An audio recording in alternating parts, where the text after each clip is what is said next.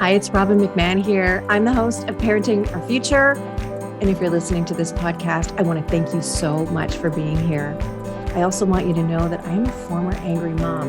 I used to yell and rage and threaten and punish my kids because I wasn't getting the cooperation or the behavior that I felt I should be getting. And I struggled for many years not knowing how to change or knowing what to do differently. It wasn't until I found the world of peaceful parenting that I learned why my kids acted the way they did, and also why I was so angry and triggered. I was able to heal my anger and leave my triggers behind so that I could focus on being the calm and confident parent I always expected myself to be. I can tell you that feeling connected to your kids is the best feeling in the world. My two boys are teenagers now, and we have a strong relationship that is rooted in deep connection. And where there is connection, there's cooperation. Parenting is the most important job we do, but it's the hardest job we do.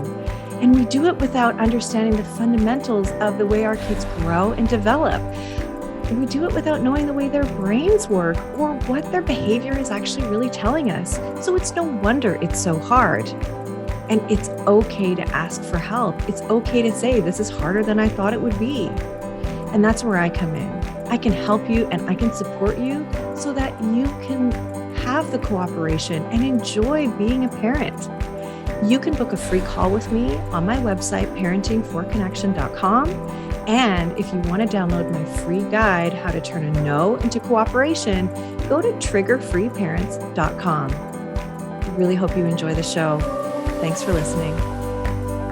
Hello, everybody. It's Robin here. Welcome back to another episode of Parenting Our Future. And today I am feeling excited. I'm feeling curious and I'm feeling honored. I'm feeling all of the feelings because I have a really special guest. I have Nadine Levitt here, and she is the founder and CEO of Whirly EDU. And she's the author of My Mama Says, SEL, which is social emotional learning. And this is her program. She's written a book about it. She has a website about it that we're going to be talking all about.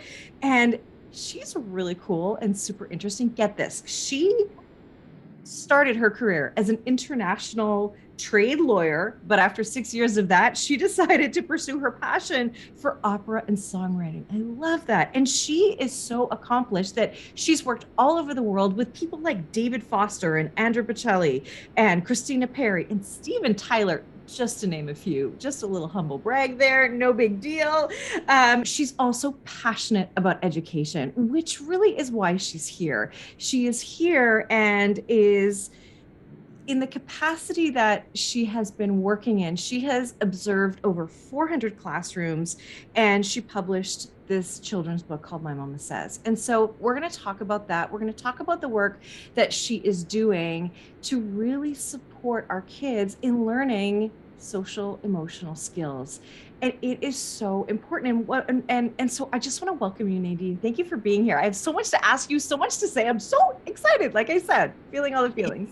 Thank you so much for having me. And I got so excited when I was watching you list all the emotions, because you're right, you are feeling all of those emotions. We never feel just one emotion alone. So it's amazing. I love this. Yes, I love that. And so, we talked a little bit about we were talking about mirror neurons as we were talking before we hit record. And so I love to talk about the brain, and I gather you do as well. And one of the things that I share with parents is that when we're parenting our kids, actually understanding the way the brain works really helps us to understand why our kids act the way they do, why we act the way that we do, and what we can do instead. And as we look at our kids as they grow and develop, they live in their middle brain, which is their emotional brain, until they're about the age of 7. But because they don't have this higher brain, which is rational thought, right? The real rational brain, being able to work it out, having emotional regulation, our kids don't understand their feelings. They don't know how to deal with them, and they can't articulate them. And so we need to help them. And that's where you come in, right? Absolutely. I think what's interesting though is it's just as much for the parents sometimes, because we didn't really get taught about emotions. For many of us, I certainly, my parents were incredibly loving. They were wonderful, wonderful parents. But on the emotional side, it wasn't something, there were I remember lots of fights, lots of arguments, and a lot of frustration and just, unmet expectation, which always sets you up for failure. And understanding why things work helps set you up for success, I think, down the road. Understanding how the brain develops, understanding how emotions work and why they're there, and reframing them also to not be a bad thing. I really try and stay away from calling anything a bad emotion or a good emotion. I think that's not very helpful. I think there's a very simple and empowering way to approach emotions because they're really just here to help us at the end of the day. But often I think we don't understand how they show up. So most emotions, when you learn about emotions, and most programs I've seen teach them in a singular form. So you're feeling like this is what happiness looks like. And often it's a caricature of happiness, right? Whereas if you say, well, happiness never shows up alone, it's more like a watercolor painting, right? All emotions show up in groups and they influence each other, and the context influences each other. And so happiness, for example, when it's coupled with excitement and nervousness because I'm about to jump on a roller coaster, looks really, really different to happiness when I'm grateful and in love and calm. So understanding how they influence each other and starting to teach emotions in groups, because that's how we experience them, is sort of the fundamental part of the philosophy of My Mum Says. That's so interesting. And you're right, that is something different than I've heard before. And I also think that parents do need to learn this because we weren't taught the language of feelings and needs, right? And I like that you're saying that, emotions aren't good or bad. They just are, and they do come in groups. And so I want to sort of mirror back what I heard you say, because look, what I know is, boy, would it have been helpful if my parents had said, Robin, it sounds like you're really frustrated right now, instead of like, go away from me, get away, like, don't be such a, don't be bad, right? And my parents were great too, right? And there were some opportunities for sure that they could have done things differently. And I think when we grow our boys up, we don't give them those emotions as many as we give girls. And then as they grow into men, they don't have the language for their emotions. They aren't in touch with their emotions. And as women, we're like, okay, like, why won't you talk to me? Why won't you tell me what you're feeling? Because I don't know how, right? So I think this is all part of having a growth mindset as well. And I think that it's never too late to learn this, right? Absolutely. I think emotions at the end of the day, so there are definitely ones that are more challenging to process. And I think in part that's because they're asking us to change something. And change is difficult. If there's uncertainty, that's a difficult sort of process. So frustration and anger, for example, which often are sort of called negative or bad somehow. I don't think of those as bad. I think they're really important emotions. I mean, nothing in history basically would have happened but for anger and the motivation that anger brings with it. Right. And so when you understand that these emotions are in essence like a messenger, and they're just signposting something for us. They're signposting for us, for example, all different things. So sadness, for example, signposts what it is that connects us. What do we need to have a connected, fulfilled life? So when we've lost it, when we grieve the loss of something, that's what it tends to signpost. Happiness, on the flip side, also signposts it. But it often is harder to see it with happiness because you're so caught up in the experience of happiness that you don't take the moment to fully see what it is signposting for us. Because you need the right support and challenge. So support is like the the happiness and the dopamine hits that your brain gives you when you're doing the right thing. That's the support. That's the, yes, you're on the right track, but it's almost like you're standing in a light room and you don't see all the details around you.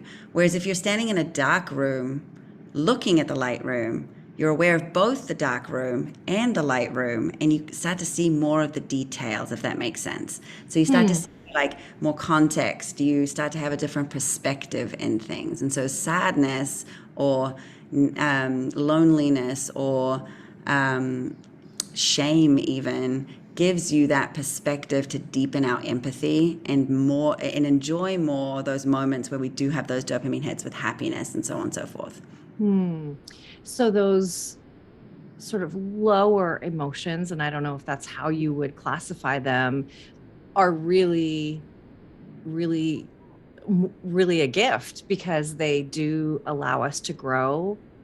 When you use them, they allow us to identify our need. Whereas just bliss, we don't really see everything. You wouldn't be very empathetic if you were only in bliss all the time. Right. The really powerful thing about this with parenting is when parents understand this and they can lean in. So when a child is frustrated and you say, or is starting to melt down and you're like, I can see you're really frustrated, but what else are you feeling? Like, help me understand what other emotions you're feeling. And to show them that you're not scared of that big feeling. You're right there with them and you're going to help them guide themselves sort of through that experience.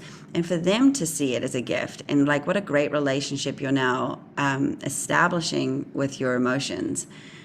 So that's sort of a very powerful way that parents can really use this, lean in those moments. And usually you don't get the meltdown. Well, it's very, very true. And when I work with the parents that I work with, I tell them, look, your child is having a meltdown. You can't talk them out of it. You can't shame them out of it. You can't punish them out of it. So actually, the way to end it is to accept it, to accept that, look, they are having this emotion. It's like a wave, like they're going to come and go. And our kids need to feel the feeling all the way through. Sometimes they'll even tell us, like, just let me feel my feelings, mom or dad. Right. And so for us to accept them and understand also that we may have feelings about their feelings, right? But to show them that it's okay. You are loved and lovable no matter what your feelings are, no matter how you show your feelings, right? Absolutely. I think also there's I want to distinguish between the emotional responses, which we cannot control. They come and go, right? Those are the emotions that come to us, and the thought patterns and behaviors that come with those. So we as adults might have feelings in response to someone else's emotions, but we should, as adults, have a more emotional regulation skill to be able to maneuver through those feelings, give enough space to those feelings and pause it so we don't go into overwhelm, and recognize the fact that, energy or the energy that comes with these emotions is absolutely contagious. I know you had Dr. Melanie McNally on one of your podcasts, and she was talking about the anxiety, and I loved the what she talked about, which is totally true. You start to mirror the breathing, you start to mirror the energy that those emotions have. But we as adults actually have self-regulation skills, and we can influence the energy in the room more so. We can either, like, we make the choice. We can either be influenced by it or we can influence it. And I think the more that we can understand how they operate and some of the questions we can ask, I just saw Deepak Chopra speak, and it was just such an amazing thing that he said. I just wanted to share it for a second. He said, stress is really just resistance to existence. And I thought, wow, that's so powerful in the work of emotions too, because we as parents, when we resist the existence of these emotions, they only grow bigger. And the way that we explain it to kids is that that your emotions are messengers and they desperately want to deliver whatever the message is. And if you are not acknowledging them, they're only going to get bigger and louder, or they're going to go into sort of this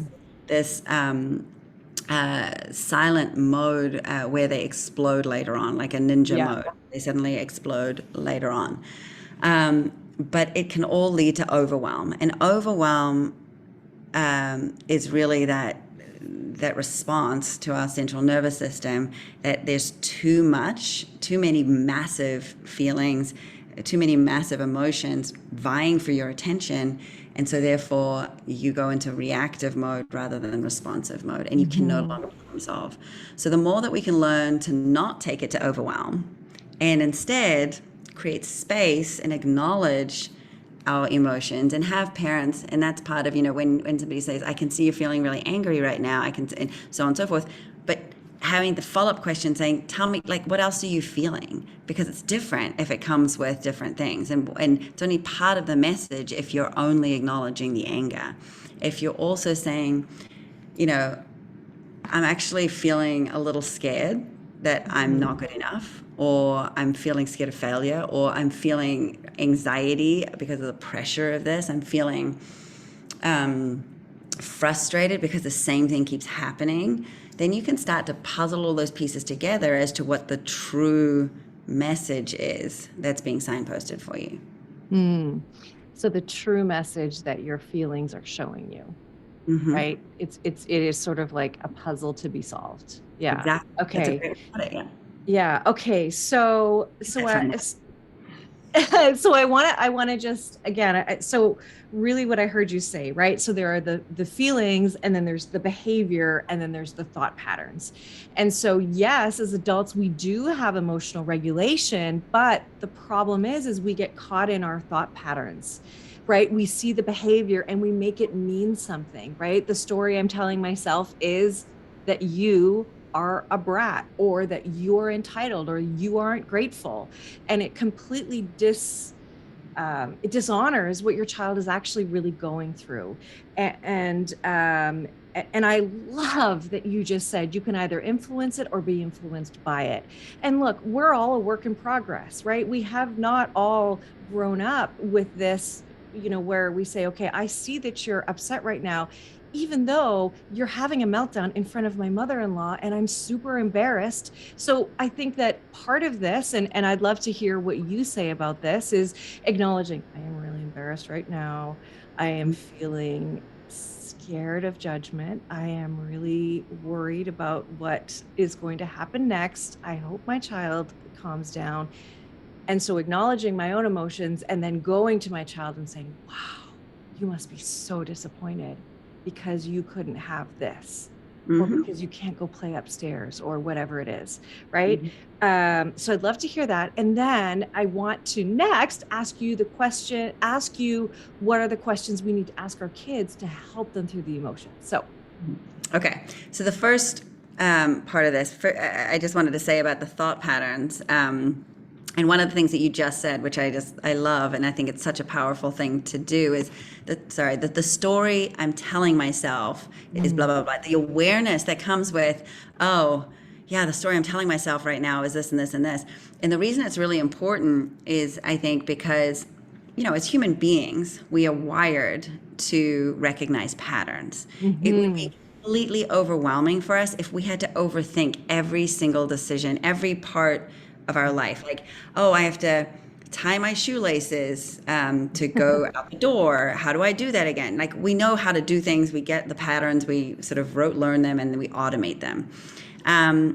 And luckily, not everything in life has to be approached from a complex perspective. I love that. Yeah. But those patterns sometimes are not based in fact, right? And so we actually have this new curriculum that we're putting out for parents, and it's an ability for kids to explore certain emotions. And one of the things we do is, like, here's what this emotion looks like, here's what this emotion feels like, and we put it into the groups so that they say it's not just an emoji, it's actually like, here's what it looks like with nervousness and excitement. Here's what it looks like with anger, by the way. Like if you can be like two conflicting emotions at the same time, here's what it might look like.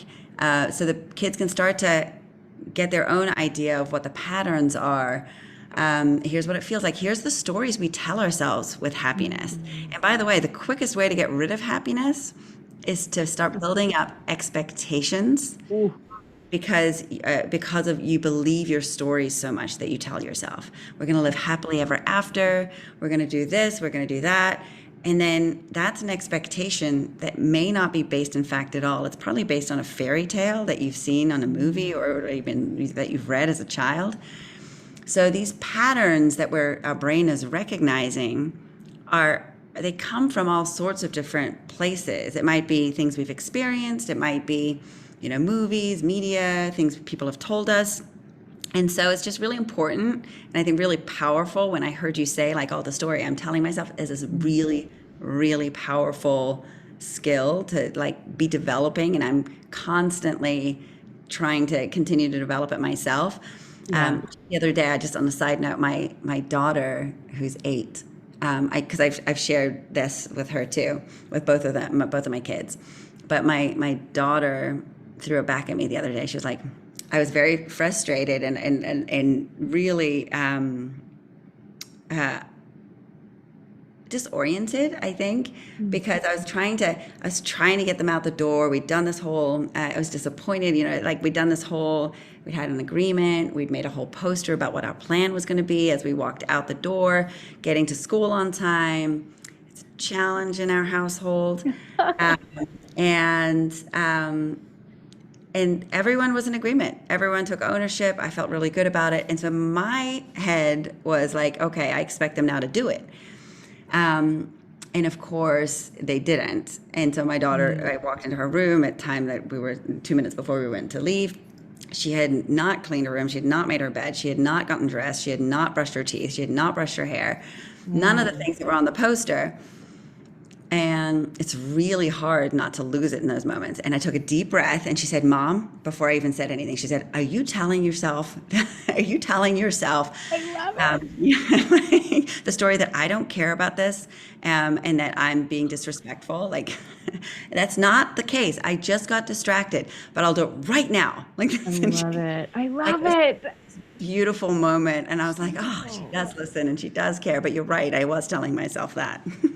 It is true. And it just proves that our kids don't necessarily do what we say, they do what we do. And so when we speak this way and we practice this with our kids, even out loud, like right now I am feeling really frustrated and I didn't have a great day today, and I might feel a little like snippy and short, but it has nothing to do with you. And I just want you guys to know that.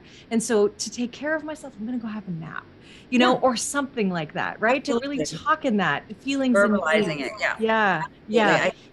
I think, as much as it is difficult, because I think you always feel a degree of shame or a degree of regret. I think when you have moments as a parent, and we all do, every single one of us has moments where we wish we didn't say something, or we wish we didn't do something, or we wish that we'd done more of something, or we wish whatever it is. And again, these are built on that whole mom guilt thing is built on those expectations, meaning we've seen a pattern. So we had an expectation of how something was going to show up, and then it didn't meet that expectation. And therefore, all these other emotions come. And as hard as it is to just let that be and see it as a learning opportunity, it actually is a learning opportunity. And I think our kids, it actually is a disservice to our kids when we don't fall sometimes, and when we don't fail, and when we don't verbalize it and normalize it. I think it's really more difficult for our kids when they then do. Oh my goodness. Yes. And it's absolutely okay to apologize to your child, to say, you know what? Darn it. I shouldn't have done that. I wish I hadn't have done that. Can we have a do-over? And actually the reason I do that is because I was feeling this. I can't tell you how many times I would get mad at my kids because my boss upset me, right? So, Mhm. there's all of these other factors and you can always go back and repair. So I'm 100% with you. And by the way, everybody listening, to fail, to fall short, to fall flat on your face is what it is to be human.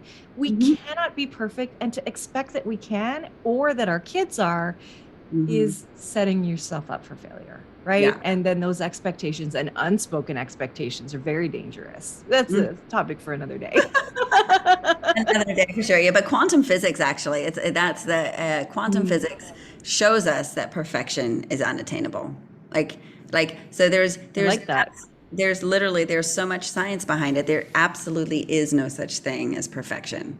And again, that's an expectation we're making up in our minds. Yeah, yeah. I was just doing a summit about having it all, and the summit producer said, interviewed me and said, well, do you think we can have it all? And I said, well, I think you need to define what having it all means. What's the story around it? What is having it all for you might not be for somebody else, right? Like there is not this perfect woman, if we just talk about moms, somewhere doing it all and doing it all. She doesn't exist. So why are we measuring ourselves up against this fictitious person, right? Mm-hmm. It just doesn't make any sense. So Often, interestingly, though, often all of those sort of somebody who has it all insinuates also that there's no sadness, that there's no challenging emotions, that there's no, and again, I would highlight the fact that that's a very shallow existence at the end of the day. hmm Well, and I will say, to go on, I did say, well, maybe you feel like you have it all one day, you don't the other day. Like it's not, it's yeah,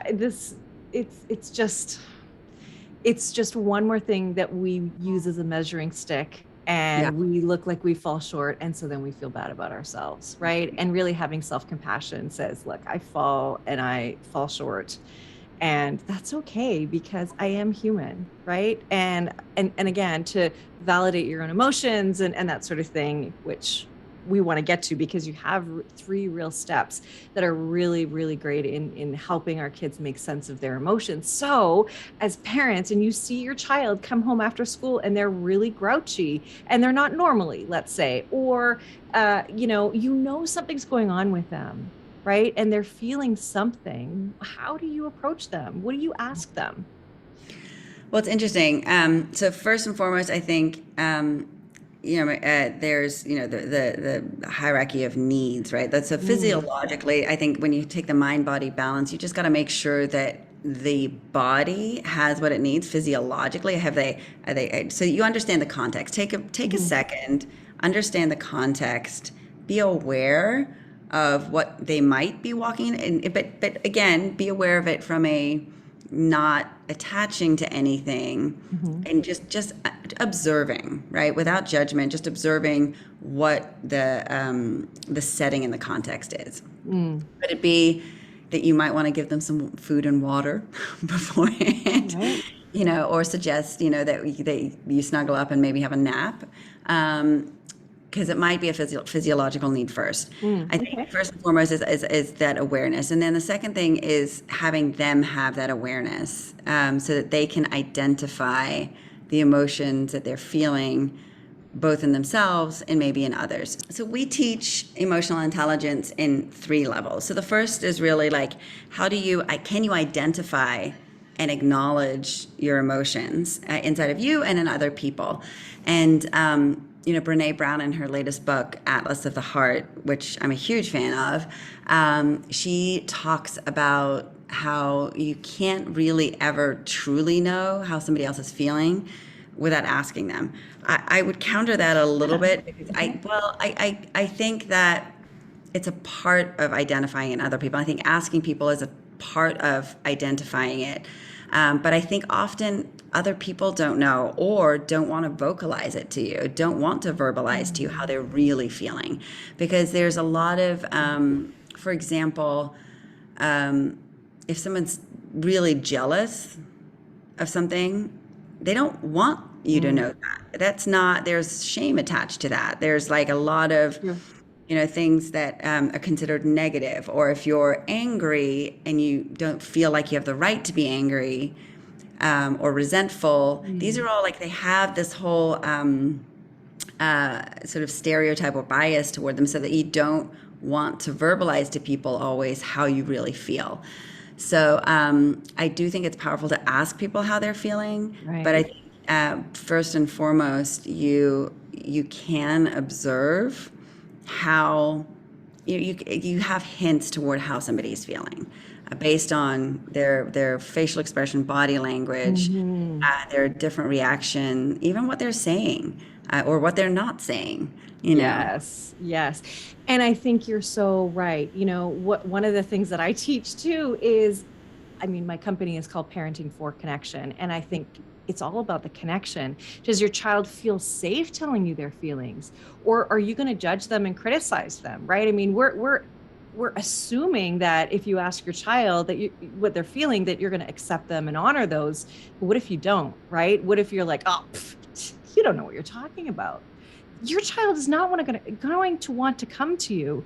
And as our kids get older, the stakes get higher, and they're going to have bigger feelings. They're going to get in bigger situations. And if we haven't built the trust and connection with them at an early age, they're not going to come to us. They're going to go to somebody else, or they will push it down, right? Mhm. And then it's that Absolutely. explosion over everything. And I do want to point one thing out, and this is something that I find extremely helpful. We need a place to start, I think, as parents, to name emotions, because I don't even know if we know how to name them all. Mhm. Like, happy, sad, glad, mad.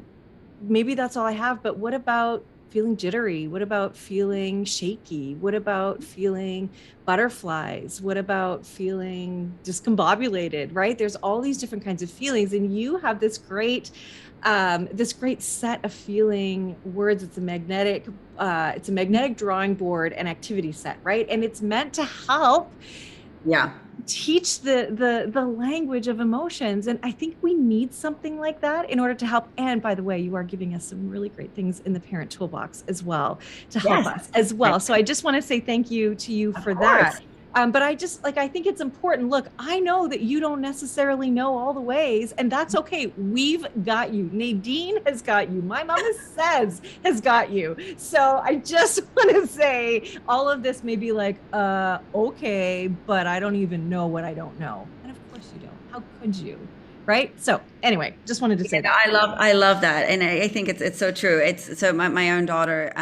We have all of the products. I think that when you approach emotions from a fun perspective, so we Oh use a lot yeah. of toys. Like we have, for example, this sort of yoga deck here, Oh. where all the emotions have their own pose. And what's really cool is, so you get like for those that are watching this rather than listening, I'm actually holding it up. But we have like a hippo who it's first a plank, and then you put it into a side plank to see what the different perspectives are. And in the back, it tells you what it might be signposting for you, and so on and so forth.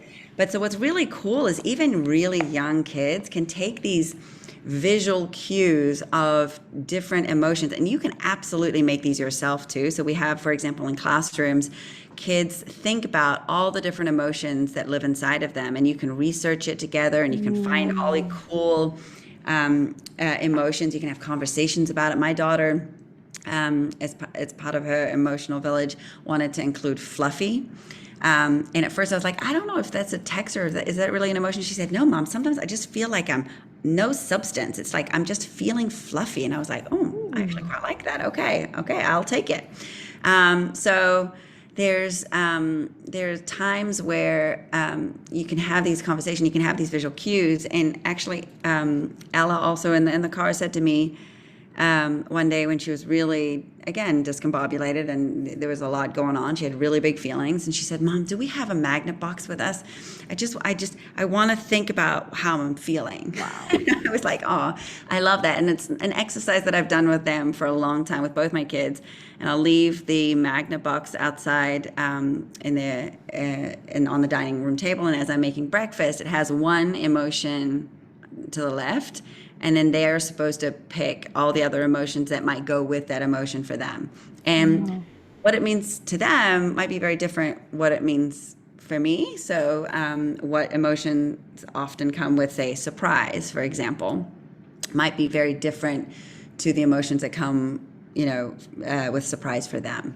So it's different. Mm-hmm. And it can be a different by day. So you can kind of continue to circle back. But we have placemats where you can color and erase characters. And again, it's just a way to start conversations. We also have plushies so that if you're feeling, for example, the angry hippo is a plushie. So when you're feeling angry, you have something tactile to squeeze and to cuddle.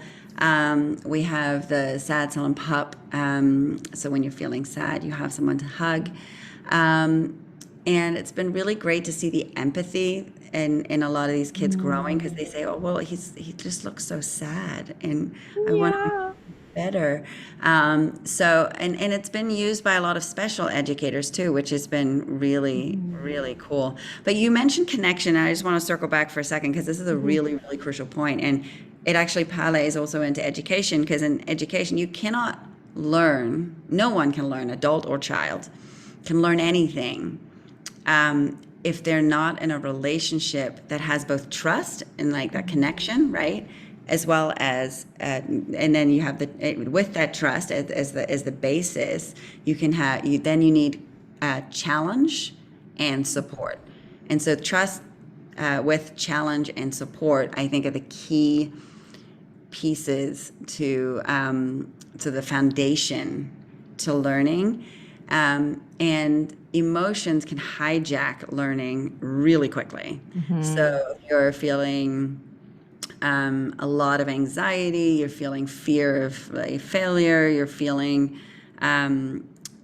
misunderstood maybe, those can become really, really big and hijack your ability and really sort of stop you from even trying to do something. So I think in parenting and education, you're absolutely right. That power of connection, the creating a space for kids to not be judged, just be able to be who they are and just be seen and heard and valued for who they are.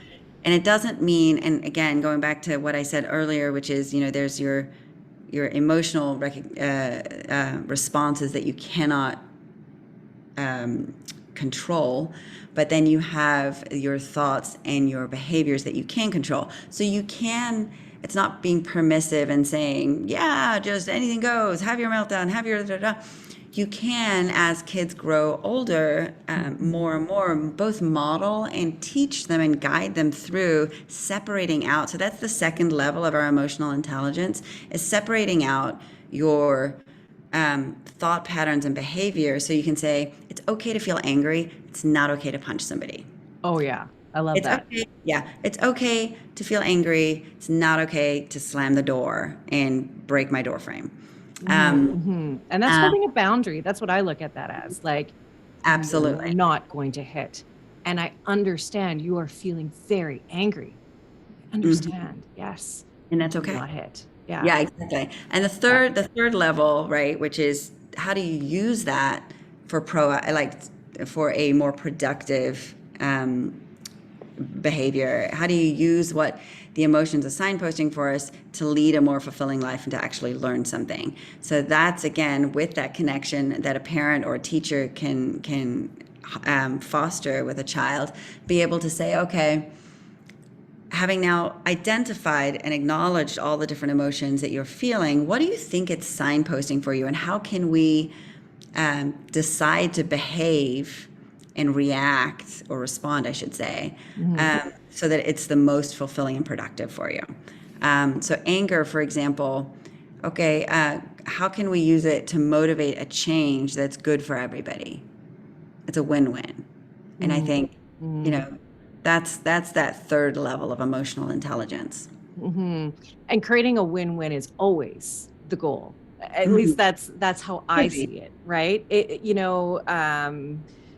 Yeah, doing your best to find that, I think, is so great. And here's the thing, we're talking about all of this, and for anybody listening, regardless of what you're thinking about what we're saying, here's the absolute truth about it. First and foremost, emotional intelligence, arguably, I would say, is more important. Your EQ, emotional quotient, is more important than your IQ, right? Mhm. And those who are more emotionally intelligent do better. They're more resilient, right? They understand their emotions and the emotions of other people, and it does make life happier. It makes life, you're able to really live into your best life.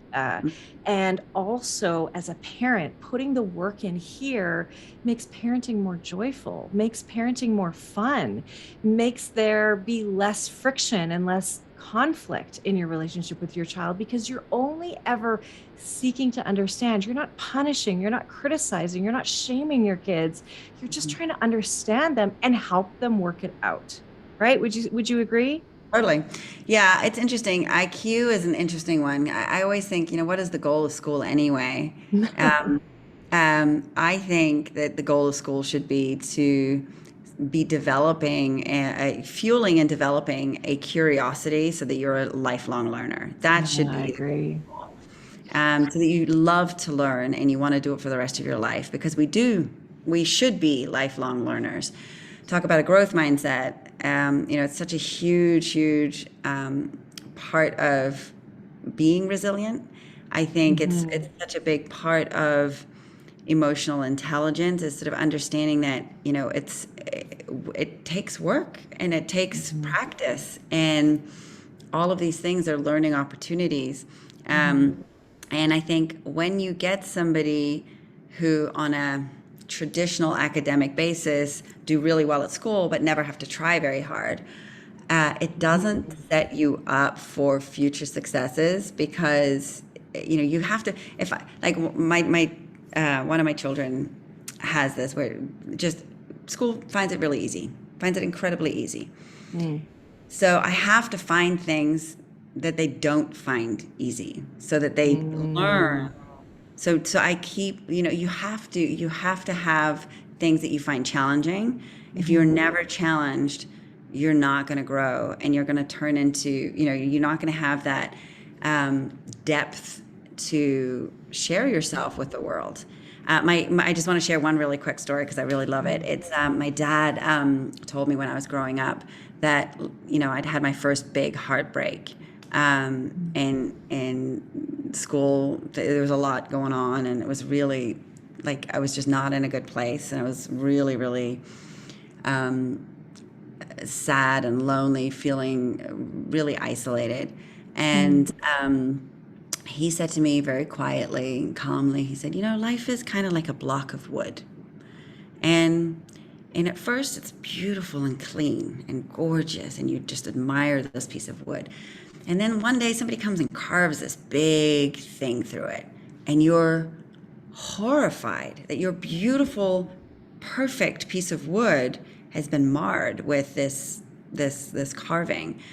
But what you realize, as people continue, like, it happens again and again and again and Mhm. again, and by the end of it, you realize that now you don't just have a block of wood that doesn't carry anything. Now you have a cup with which to hold Mm. joy and all those Oh. wonderful feelings, because you can't hold any of that and truly appreciate it unless you've had the perspective of those, carvings, so to speak, those cuts that hurt. Oh, what a beautiful story. I love that. I love it. Thank you for sharing that. I love that. And that will live on forevermore as people listen to this episode. I think it's so beautiful. And when we talk about what we're taught in school, I hope that we're seeing a shift in what we really focus on. Social emotional learning is really important. And what I love about the work that you're doing is you really support teachers. And it's really the teachers who are the heroes here. They are teaching our kids. And we've got a lot of gratitude for those teachers, don't we? Absolutely. It's very interesting that I talked to a lot of really impressive, people who've achieved a lot of things in my work, and all of these people, whether they come from, business, finance, acting, music, neuroscience, so on and so forth. If I say to them, wow, so look at how much you've achieved, was there a teacher that helped Mm. form that mindset for you? And immediately they start telling me their stories. Immediately, every single person, behind every single super successful person, there was a teacher or a few that helped form who they were. And right now, with this program, I do think social emotional learning is so crucial in our schools. Mhm. It doesn't have to be in its own little pocket. I wish it wasn't. I think it should be Mhm. integrated into other things that we're learning, because otherwise the perception is that it's in this silo. But what's important to remember, particularly for teachers, because I really want to celebrate and honor them. It is, Mm. like right now as we're recording this, it's Teacher Appreciation Week as well. But but I do think, they should be appreciated year round. And Mm. honored year round, because before they're teachers, they're actually human beings with needs. And right now, more than ever, more and more of them are becoming so overwhelmed with all the things, with the pandemic and Yes. all the requirements that brings with it. And so we actually created a program called PD Reimagined. And I have a nonprofit for this called Inspired Mm. Education. And it's free for teachers, but they can get a monthly care package delivered to them, all for wellness, building resilience, building a growth mindset, building all of these same skills. So they get a monthly care package, and then every month we also have these motivational speakers come and present to them in a TED style kind of talk, just for them. It's only for teachers and school leaders and administrators, but this is really, to hopefully reverse the 54% of teachers that are thinking of leaving the profession. Because if that happens, it will cripple a public education system. Yeah. Wow. That's called Inspired. Inspired Education, but that is the nonprofit. But it's if anyone knows a teacher and wants to share this out, it's PD, so professional development, pdreimagined.com. I'm writing it down, so pardon the delay. But they can donate at pdreimagined.com, or they donate to Inspired Education. No, so if you go to pdreimagined.com, you can, there's all the buttons, all the links and so Okay. forth. But it's run through Inspired Education. Gotcha. And yeah, it's Inspired Educate, but it's with an 8. I got kind of fancy with it, so it's Inspired Education. Whereas EDUCAT, so sorry, ED, see, I can't even spell it. EDUC and then 8ION.org. Oh, yeah. I have learned the hard way, even parenting for connection. I'm like, parenting, the word parenting, then FOR, not the number 4, connection.com. That's what I always have to say. So I don't know. get cute. I got way too cute with that one. So just pdreimagined.com is No wonder. Okay, I get it. I get it. That's great. Well, I just want to say thank you. This just makes me feel so happy, so grateful, and excited that our kids have, and parents have access to these kinds of resources. I could talk to you for so much longer, and that is, to me, always the sign of a great guest, is somebody who I could talk to all day, because you are a wealth of information.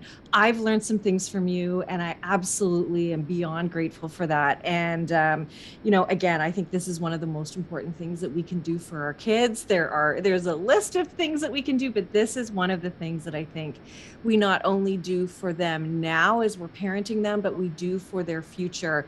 And a lot of parents future parent their kids, meaning they react to what's happening in front of them right now because of their own fear and worry about what this behavior today means for the future, means for their kids' success, means for them as a parent. And actually, when you are working with your child on their emotions and your own emotions on a daily basis, in fact, that ensures their well-being into the future. It doesn't mean things won't happen to them. It doesn't mean they won't have carves cut out of them. That is what life is. And having the ups and downs are all a part of it, right? It's all a part of it. So that builds resilience. And that's what we all need, right? Absolutely. Thank you I so much for having me, Robin. I love your show, so I'm very excited to be here. Well, thank you so much. And thank you for all the resources in the Parent Toolbox. Parents, please go to parent-toolbox.com. If you haven't already, become a member. It's totally free. And there's a new toolbox item every single week, plus a library. And please find Nadine Levitt's work at mymamasays.com. So www.mymamasays.com. And she's also at whirlyedu.com, but everything's in the show notes. All the links, all of the good stuff is there. Thank you so much, Nadine, for being here. And we are all better for it. Thank you so much. Thank you again. Thank you for listening to this edition of my podcast, Parenting Our Future. I'm parent coach Robin McMahon, and if you're enjoying this podcast, please share it with someone who you think might also need to hear this message. And don't forget to subscribe, and if you like my work, I would be grateful if you gave me a 5-star rating. For those of you who like my content and want more, visit me at yellingcurebook.com to get your copy of my book and to find other resources to help you. Until next time, I am wishing you and your family peace and connection.